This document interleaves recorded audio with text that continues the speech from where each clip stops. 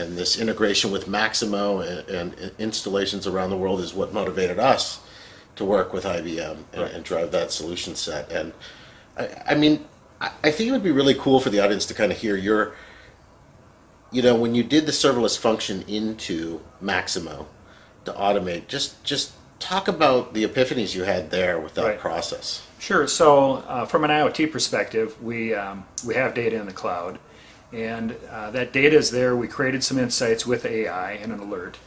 But in the predictive maintenance world, the problem where there's a gap there from that alert to actual action being done. And so we use the serverless function to connect via REST API from the IoT information in the cloud and go into Maximo with that API. And that was eye-opening experience too, because REST API connectivity really simplified and created an easy and very expedient way to make that integration. So we could take IoT alert and translate it in the function to prescriptive text, exactly what to do, and put it right into Maximo to get an intelligent work order so that people have a chance to execute the work in the common systems they're using today.